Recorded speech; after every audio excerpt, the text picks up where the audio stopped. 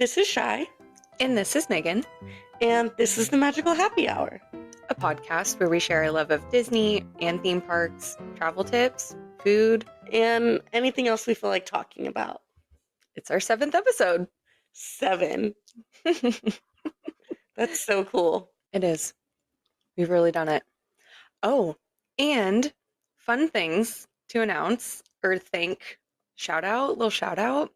We've received 3 reviews on Spotify.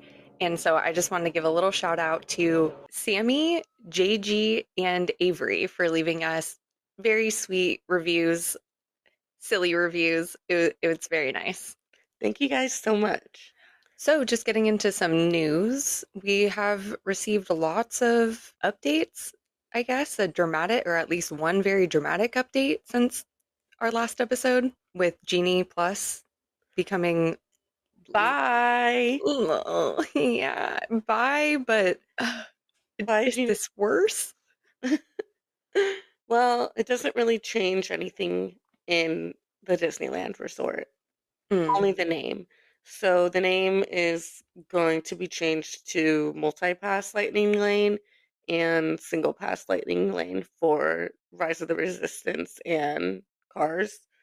In Disney World, there's a lot of changes that are happening for sure. Yeah, so if you see something different that sounds weird, if you're in Disneyland, not too much of a change, just mostly a name change. Disney World, though, different story.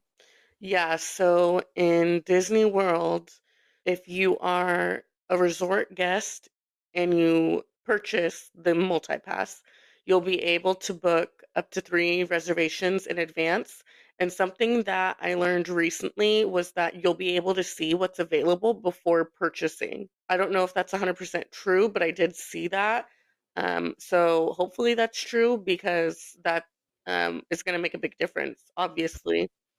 And however, the way that they've broken it up for those first 3 reservations, they've broken it up into 2 different categories of, like, I guess you could call it maybe ride popularity.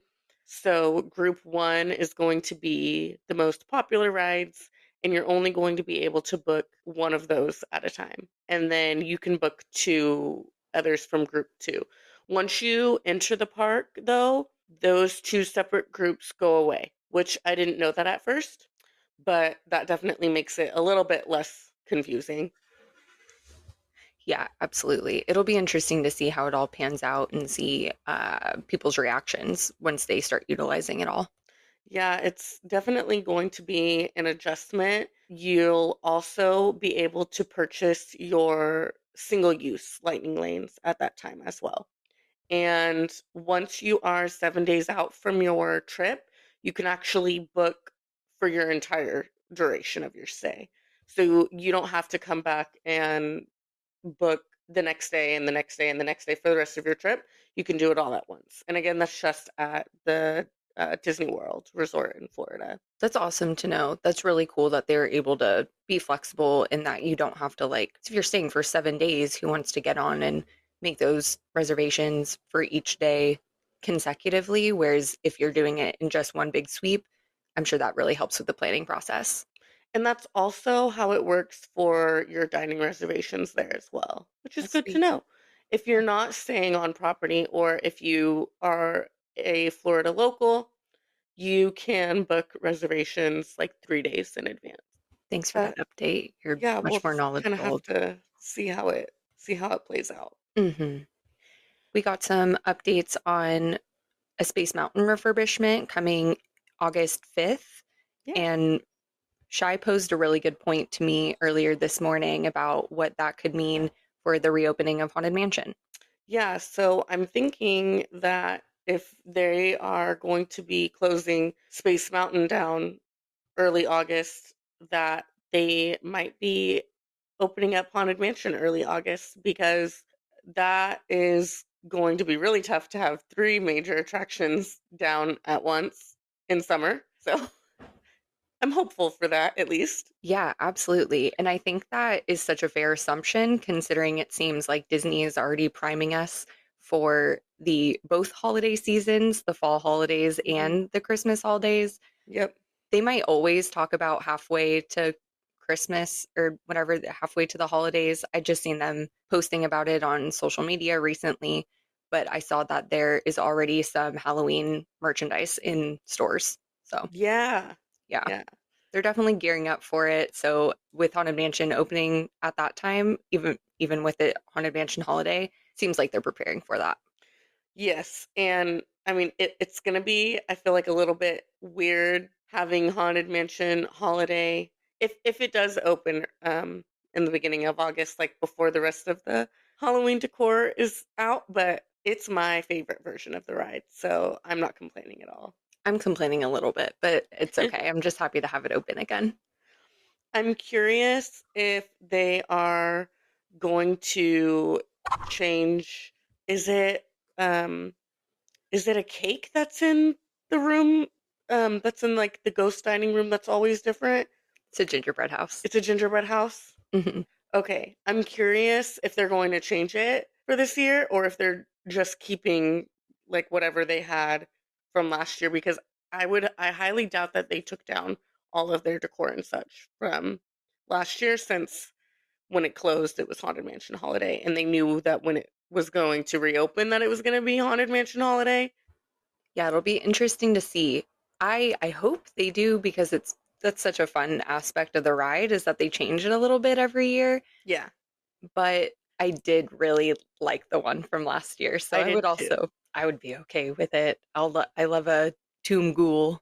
Yeah, it was really cute. Also, Oogie Boogie Bash tickets went on sale this week, and most dates are already sold out. I'm sure that by the time this podcast goes live, it will be completely sold out. But I was able to score some tickets for some friends and I'm really looking forward to coming back and doing a trip report with you guys on that. We had gone to Oogie Boogie Bash 2 years ago together with our friend Leah, and I would like to say, do you think it's fair to say that we just didn't do it right? I mean, I just think it depends on what you want in the experience. I enjoyed it. I had a good time. It's just not reasonable for me to go again so soon. I'd rather wait a little bit and wait for them to change more about it. So it's a little bit more novel because that's what I really enjoyed is the novelness of it all. Like to see the characters in the parade that you wouldn't really see usually and do the treat trails, but now having seen it just a couple years ago, I'm like, it's okay for me. I would still urge people that are interested in going to go 100%. I would just advise you to, if you want to get all of your money's worth, please don't wait in a 3-hour line to meet characters. Yeah, I wasn't even mad about that part because that's what I wanted to do there. You know, those are the characters I wanted to see. So I was really okay with it. There's You only felt like it was worth it? Because I definitely didn't.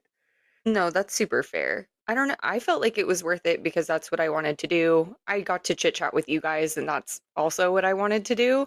And I was dressed up. Those were kind of my three things. Yeah. Unfortunately, honestly, the only thing I didn't do that I wanted to do was see Ernesto de la Cruz.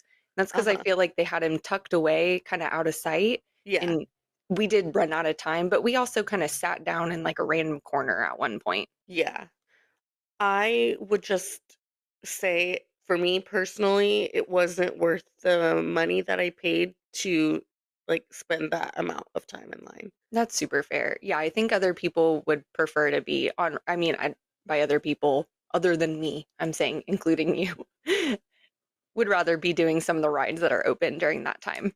Yeah, that's one of the big perks of the after hours events is that the ride wait times are shorter, and I would definitely recommend taking advantage of that. I would just say to do what you can to maximize your time because you are paying a lot of money for a short time in the park. Mhm. Definitely, the party starts at 6. Definitely get there at 3 when the doors open.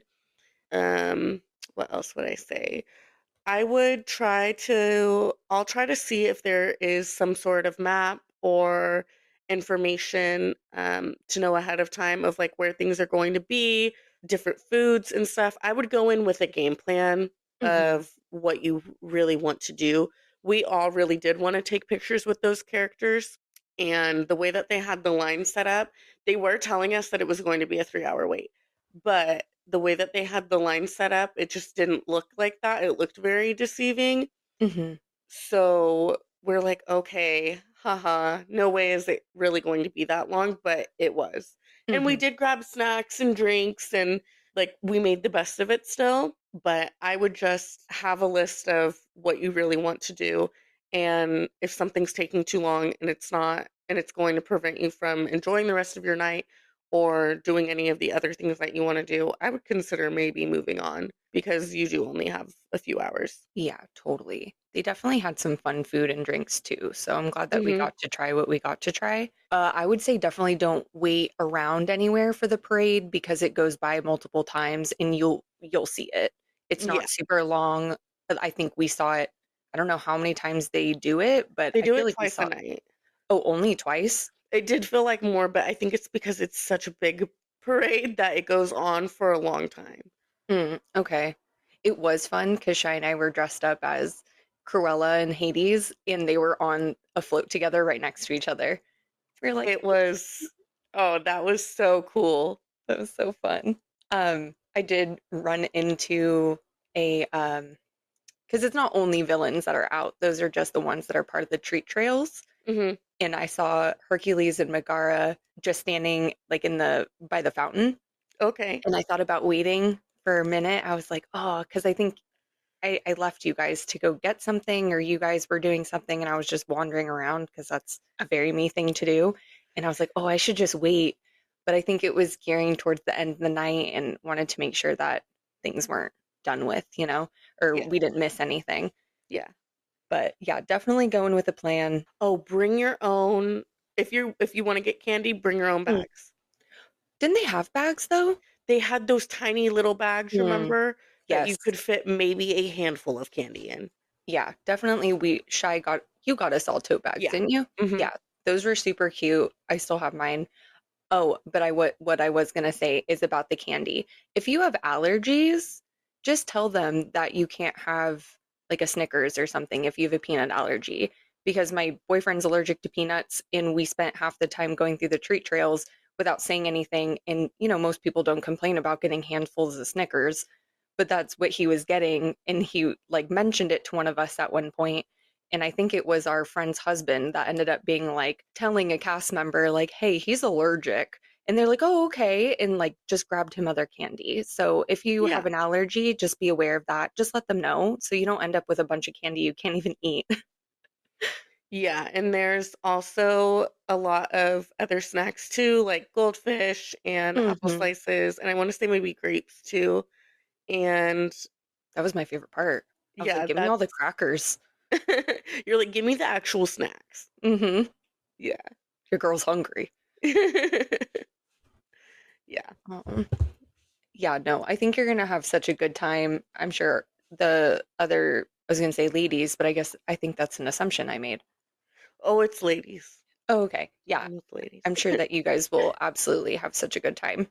Yeah, I think we will too. I'm really looking forward to it. Good. And I think the only other thing on our news agenda was the very soon official opening of Din Tai Fung. Yeah. Hey, in downtown Disney. They're running their soft openings right now. The July 1st is the first day that they're open. Yes. Yeah, for regular service. That would be awesome. So just next week, they'll already be open by the time this comes out. Mhm. But hey, Go if you check it need, out. oh my gosh, I can't wait. I'm so excited. And I've been to Din Tai Fung at least 3, 4 times in other locations, but it's excellent. And it looks like they have some different menu items just from the few videos I've seen, Okay. unless they've just changed their menu. But yeah. Okay, cool. Let's see. What else was I gonna say about that? Oh, to make reservations for Din Tai Fung, I'm not sure if there's any on the Disneyland app, but you can make reservations for Downtown Disney on their website. That's So cool. that's good to know. You have to go through the Downtown Disney website. You can't, there's No, not an Din Tai option. Fung's website. Okay, that's what I was thinking. I'm like, I'm surprised they wouldn't do it themselves, but that super makes sense. Yeah. And if you're not going to downtown Disney but still want to go to Din Tai Fung, totally worth it. Where are some other locations that you know of? You know, I know there's one in Newport, right? I don't know. I haven't been to the one in Newport. I think there's one. Let me just look it up really quick. The two others that I've been to are in malls, like in Orange County still. I'm not sure if all their locations are in Orange County, but I know there's certainly quite a few in that area. But Okay, I'm sure that they have all their locations listed on their website. So if you're curious, there might be a little less of a wait if you're not needing to be in downtown Disney and wanting to go. But I just think it's worth it if you're in the area. for sure. I'm excited to try it for the first time. Okay, so in this episode, we are going to be covering the history and secrets of Mr. Toad's Wild Ride, the attraction at Disneyland, as well as the history and secrets of King Arthur's Carousel. Yes, I'm going to be doing Mr. Toad's Wild Ride, and then Shy is going to be doing the carousel. So, just to get into it, Mr. Toad's Wild Ride is an opening day attraction at Disneyland, like how we mentioned or Shy mentioned in her coverage of 1950s Disneyland. There were some hiccups happening during the opening day of the attraction. But to start even from before that, this attraction was based on the 1949 animated Disney film, The Adventures of Ichabod and Mr. Toad. However, it was based on the 1908 novel, The Wind in the Willows by Kenneth Graham. Walt Disney's inspiration to create the film itself was initially started because of the success of Snow White. However, it was shelved for some time before its creation due to the lack in quality of animation that Walt Disney was hoping for the movie. It was then created as two 30-minute segments. That's why we have The Adventures of Ichabod and Mr. Toad. So the Adventures of Ichabod is where we get the character the Headless Horseman, which is done in its own 30-minute segment. And then Mr. Toad's we have in the second 30-minute segment that they put together to create a full-length feature film. So the two stories aren't related, but they go well together. You can always watch that on Disney Plus if it interests you. Though the creators took inspiration from both the novel, The Wind in the Willows, and the Disney film, they took the approach of creating a unique story for the attraction, where many scenes and characters were still inspired by the original source materials. The attraction was designed by Imagineers Bill Martin, Ken Anderson, Claude Coates, and Robert A. Matney. Claude Coates and Robert Matty also have contributed to development of other infamously dark attractions like Snow White's Scary Adventure and the Haunted Mansion, along with many others. Though some of the visuals in the ride have changed since the original opening, most occurring during the 1983 Fantasyland transformation, much of it has remained similar to the initial imagining of the attraction, but updating to be less basic, I guess. The original ride was pretty simple, very simplified. Adding more like advancements.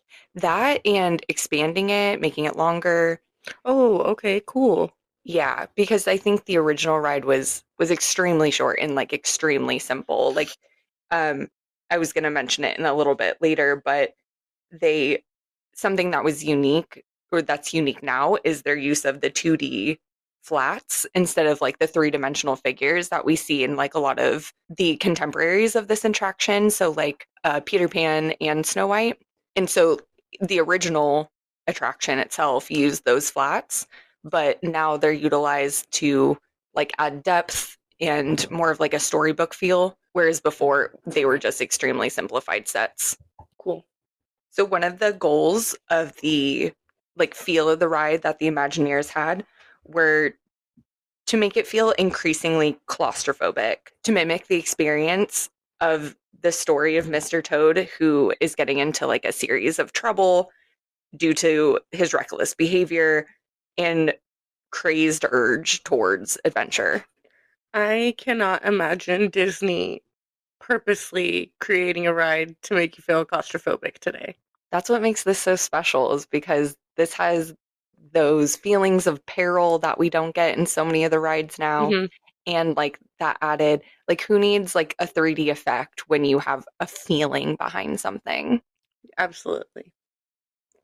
But yeah, so that feeling of claustrophobia, but like pushed towards that like crazed adventure. Eventually, he has to find a way out.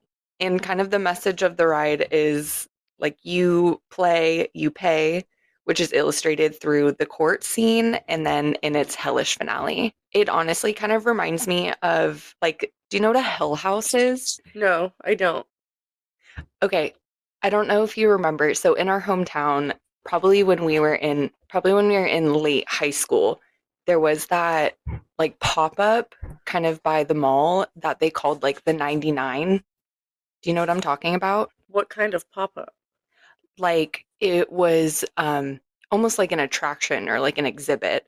They kind of made it sound like it was going to be some sort of like haunted house thing, but they showed like these really gnarly scenes that were like supposed to kind of scare us straight. So like they had like a car crash and like a drug room and stuff like that. Oh no, I never saw that. Okay, yeah, probably for the best.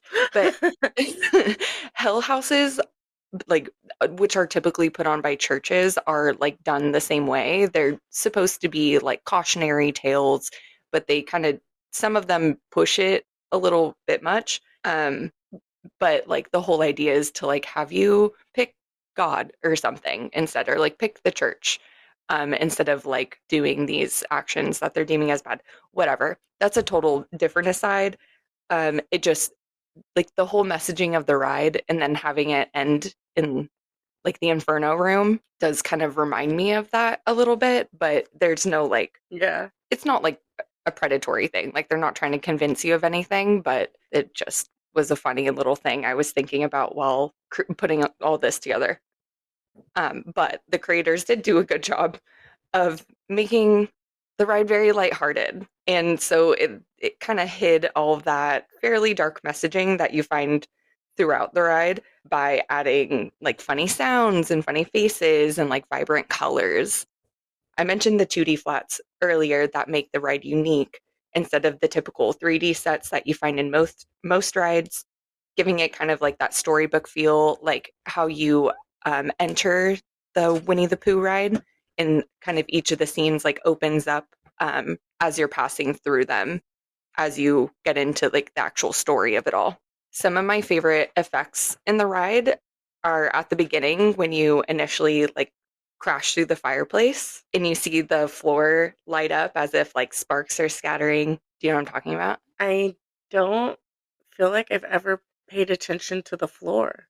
Oh my gosh, that's like all I look at when we're standing in line is like, Really? yeah, like people like coming out of the loading stage. So for anybody that doesn't know, you get into the ride vehicle, you immediately like make a right turn and you're in Toad Hall, and then you do a quick like U-turn out of the room where it's Hmm. simulating you crashing through the fireplace, and it's like Right. little sparks scatter on Oh the yes. floor. Okay. Yeah. Yeah. I do know that. Yeah, I do know what you're talking about. Okay. I just like I don't know watch it. why I was thinking of it like being a little later in the ride. No, that's fair. That's why I was like, let me explain it because you do, you know, Yes. it's like right in front of you the whole time. Yeah. But I love that. And then also the simulated train collision. That's my favorite part. Yeah, it always trips me out. It's not like too like scary or anything. It is loud, so if you're sensitive to very loud noise, this ride is pretty loud. But so the train effect is done through a headlight being on a track above you. So it just looks like you're wandering headfirst into pitch darkness or headfirst into a train, but then the light passes over you, and that's when it opens to a new scene. But these are just a few of the many gags and effects that you come upon during your 2-minute ride through Toad's Mansion, the English countryside. You go through the city, and then finally you're in the Inferno. So a few things to be aware of or like look out for when you're on the ride. So the queue is very narrow and it's just a collection of switchbacks that cannot accommodate mobility devices.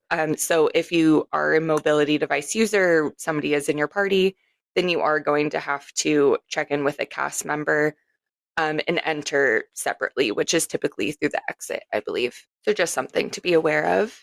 Also know that you'll have to transfer out of the mobility device to ride.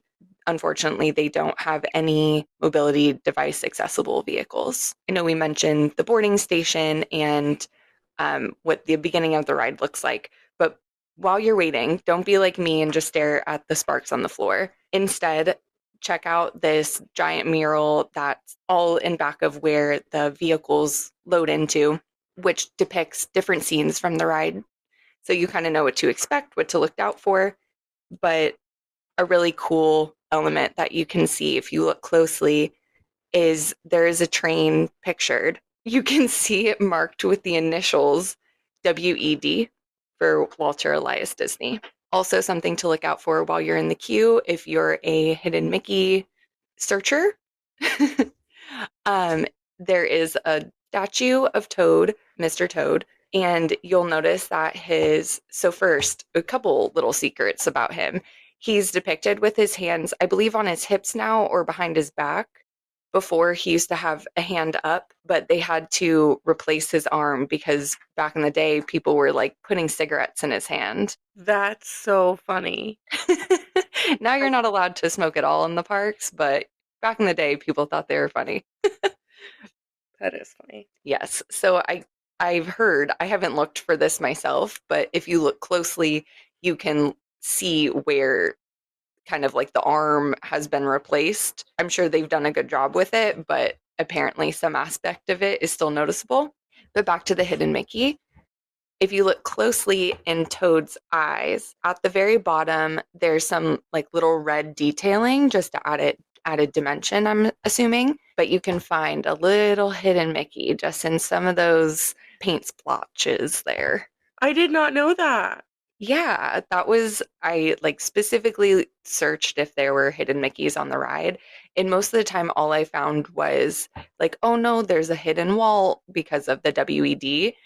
But no, that was the one thing that I saw people point out. I saw pictures of it online. I'm like, all right, don't know if it's official or if it's just a happy accident, but it's there for sure. Okay, definitely got to find that next time. So the ride vehicles are colorfully painted 1900s era motor cars inscribed with each one of the characters' names that can be found in the ride. Do you know some of their names, Shai? No, not off the top of my head. Well, we have Mr. Toad. Okay. We have McBadger, McBadger, okay. Ratty, Okay. Mole. Mole. Yes, okay.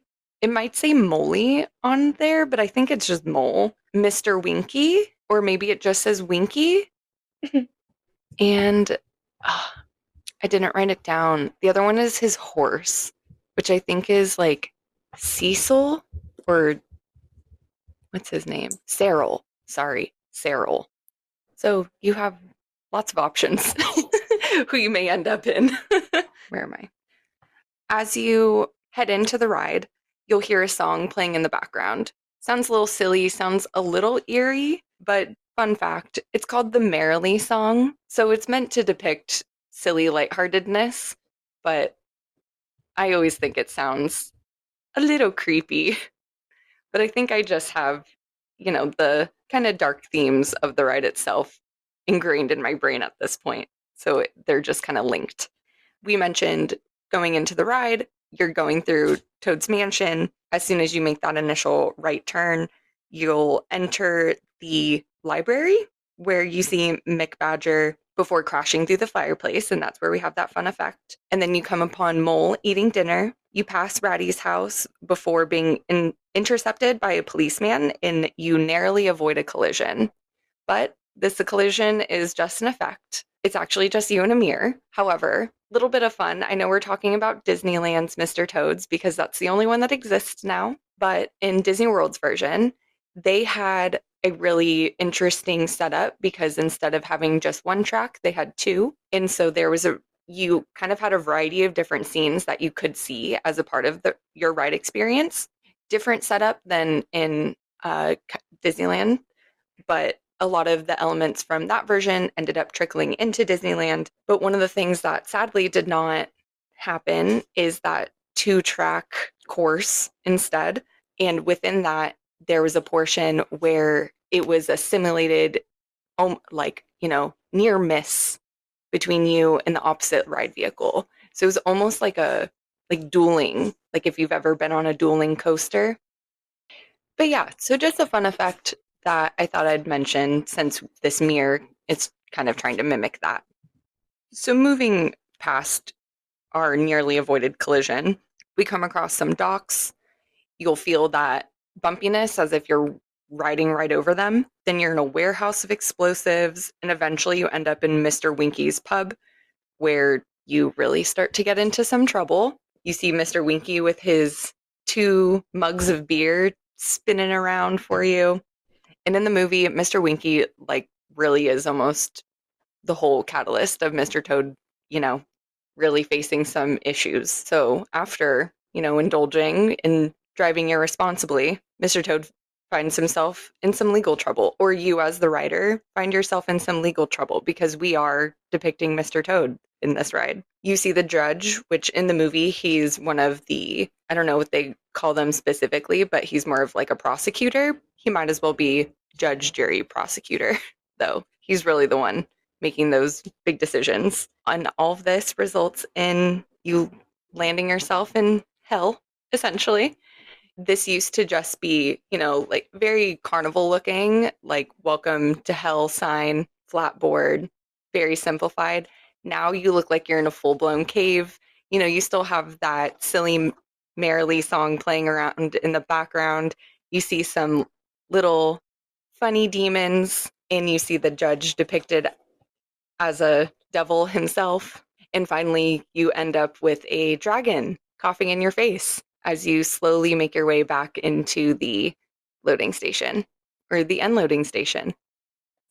One final detail before you make your way out and away from the ride is that out front, they have a photo op that is a ride vehicle. So you have plenty of time to take a seat and take some cute pictures instead of having to hold up the line while you quickly get a photo of you and your party in their ride vehicles. And that's it for me. And that's Mr. Toad's Wild Ride. Woohoo! Which I don't know if I've said it enough, but this is my favorite ride. Why do you love this ride so much? What is it that makes you want to keep going on it again and again? I like that it's so silly and you can hop on and you're going to kind of giggle at it all no matter what. Like I've never gotten on and off this ride without, or I should say, I've never gotten off this ride not in a better mood than when I started. I think it's extremely unique, and I like that it's I like that it's exclusive to this park. It makes it feel very special, especially with it being opening day. Like it's one of not just the most iconic, but also most like persistent.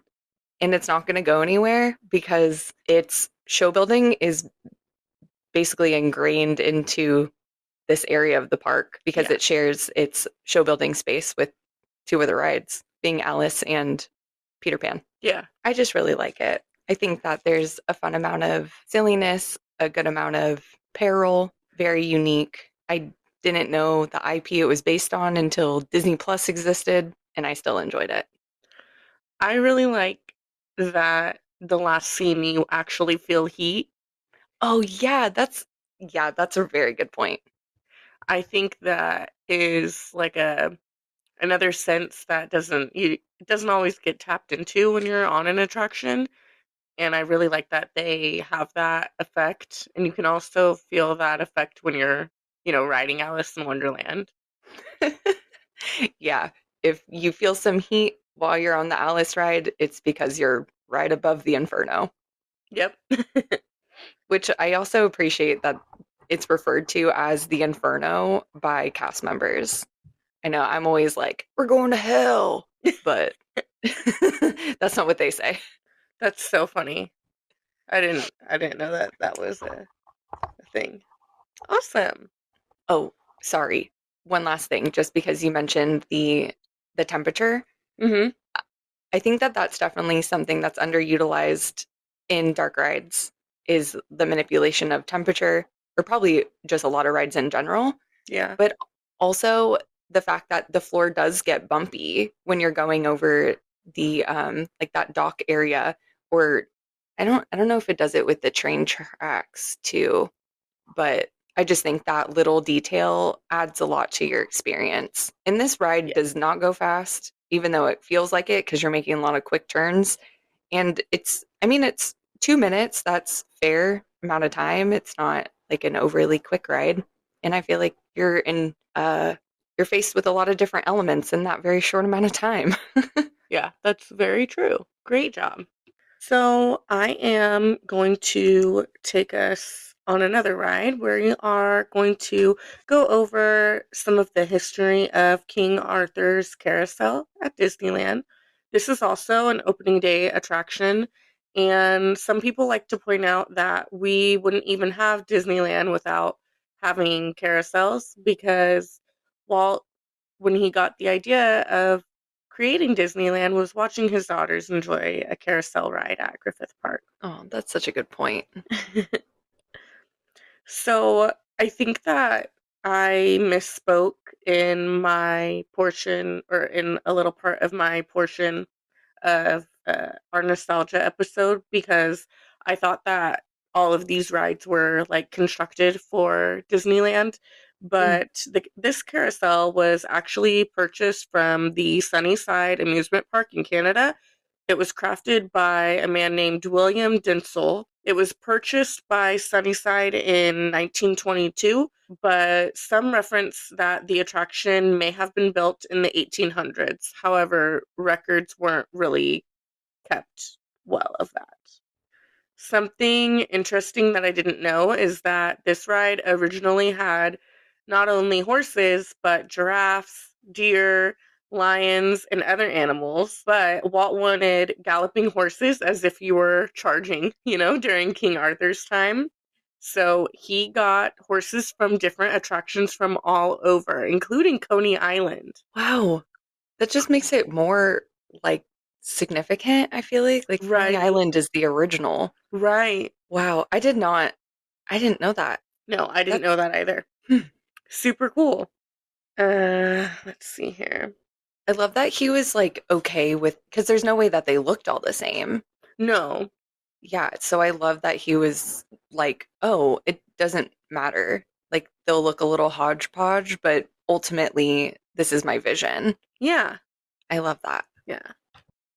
To also touch on some refurbishments in 1975, all of the horses that were on the carousel were painted white, and there's actually over 30 different colors that are used on all of the horses, which is cool.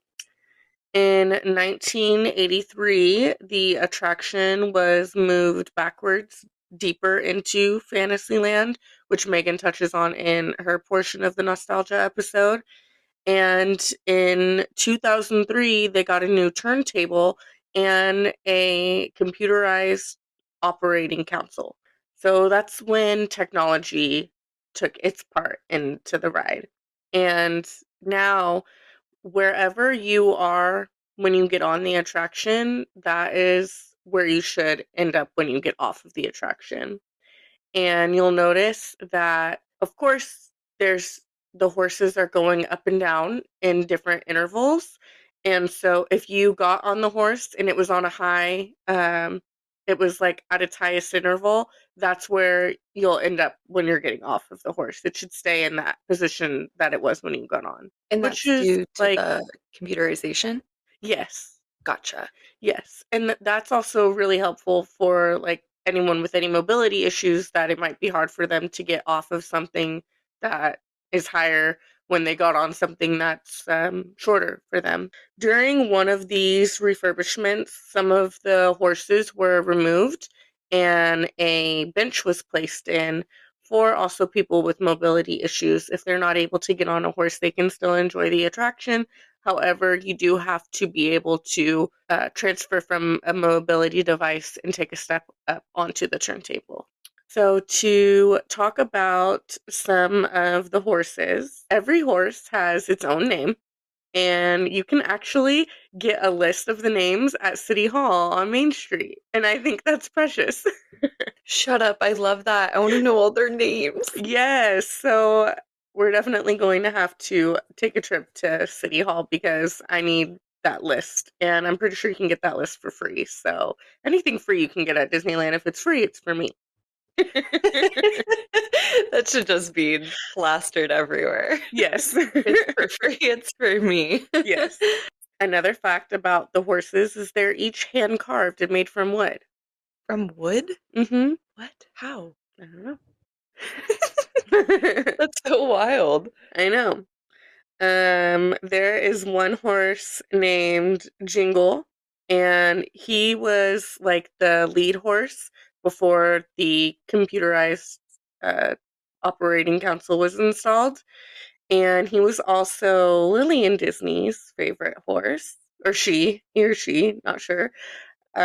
This horse was also dedicated to Julie Andrews at one point for her role in Mary Poppins, and there's some decorative elements that are on this horse to reflect that. There's also a horse named Lucifer's Rose, also known as El Diablo, because there's like three scary faces that are carved into it on different, areas of the horse, different areas of like the horse's attire. Yeah. So it's my horse? Yes, this is your horse. And so you can see where the Lucifer comes from, but there's also the horse is really beautiful. There's also roses painted on it, so that's where the Lucifer's rose comes from. And they also get removed yearly for maintenance. So that's cool. Does that They're sorry. It's okay. Does the carousel ever completely close for maintenance like how other rides do? I don't think so. The pools get polished by hand every night after the park closes, and I think that they just remove the horses one at a time so that they're able to perform maintenance without having to shut down the entire attraction. That makes sense. To go into some fun facts, there's over 3,000 lights that are on this attraction. Any guesses as to how fast this ride goes, miles per hour wise? Mm, like 4 miles an hour? Yeah. Oh, wait, really? Yeah, 4.4 miles per hour. Okay, not exact, but that was pretty close. That was really close. Um, the ride lasts for 2 minutes, and if you do that math, it goes around about 6 times. Okay, I would think it would do more than that, but that makes sense. Because it's going around pretty slow. I like how this ride is the same amount of time, but faster than Mr. Toad's wild ride. Yeah. There are Sleeping Beauty effects and motifs decorated around the attraction, and you can also sometimes find characters riding the attraction, such as Mary Poppins, Peter Pan, Wendy, Alice, and the Mad Hatter. And Beauty and or I'm sorry, Belle. You've seen Belle as well? Oh, I've mostly seen Belle. Really? I've never seen her on it. Yeah, I don't know if I've seen any of those other characters, but I've definitely seen Belle multiple Oh, times. that's so cool. I'm sure many other princesses get to enjoy the carousel from time to time. That has to be like peak part of the day. Right? And the last fun fact that I have is that there's musical renditions from different movies, such as Sleeping Beauty, Snow White, and even more modern movies like Toy Story. Oh, I have never heard them. I at least not noticed. That's so Me cool. either. I was recently watching someone's live on a social media platform, and they were riding the carousel in Disneyland, and it was playing a musical rendition of You've Got a Friend in Me. Cute. And it was right as the park was closing. Okay. Yeah, Yeah. really cool. I know when I've seen Belle on there, they play music from Beauty and the Beast. Okay. Yeah. So maybe if you hear a song you recognize, maybe it's time to turn and look at the carousel, check out if your favorite character is over there. Yeah, see who's on there at the time. Some other things I wanted to touch on is just different experiences that I've enjoyed while being on this attraction and why you should ride it. So I think you should enjoy it because it never has a very long wait time. It's similarly to Mr. Toad's, it's very easy to get on and off of this ride. It's kind of uh, thought by as many as a filler attraction. Not everyone's must do's, but something to pass the time when all the other wait times are 30 to 40 minutes plus. You can hop on the carousel, usually less than 20 minutes, and enjoy a little ride around a circle in six times. I think it's another one of those things like Mr. Toad's where you're never going to get off in a worse mood. Your mood is only going to be better when you get off. Yes, definitely. And there, this isn't directly related to the carousel, but so there is a sword in the stone in front of the attraction, and it used to be that once a day a child would attempt to pull the sword out of the stone and get rewarded as the prince or princess of the day, but they stopped doing that. I want to say maybe 15 years ago. It's been a long time since they've done that. But if you're standing in that position, you can look over to Snow White's attraction and you can see the evil queen sometimes peeking through the curtains above the attraction. Oh, yeah. That's always fun to give her a wave. Yes, give her a wave. Also, it's a good little photo op area. Mm-hmm. We have pictures there. Oh, yeah, we do. And it's a ride that's for everyone. Your babies can ride it, your grandparents can ride it. Everyone can enjoy the carousel. There's no age or height requirement. However, if a child is on a horse, they do have to be able to sit and hold on to the horse. So, um, if you have a teeny tiny baby that you want to take on there, maybe sitting on the bench would be the best option for you. And that's pretty much all I got. I love it. I know that we mentioned it at the top of the episode, but I just wanted to reiterate I have little tiny kittens in my house now. And so if you hear bags or toys rustling or little pitter patters, I apologize. They are not asleep anymore and wide awake running amok. Running amok. That's a-okay with me. They're so cute. So, you guys will have to join us next week because we are going to be teaching you how to save some money at the Disneyland Resort. And who doesn't need that during a very expensive vacation or trip? Yes, definitely. So, Shai, where can we find you? You can find me at Disney Obsessed Nurse on Instagram and on TikTok. What about you, Megan? You can find me on Instagram at Megan Creedon, Megancreedon. But also, please follow the podcast. Follow us on Instagram at The Magical Happy Hour. Please interact with us, talk to us. It'll help our reach. And of course, please rate and review on Spotify or Apple Podcast. If you have a quick moment, we'll give you a shout out like we did at the top of this one.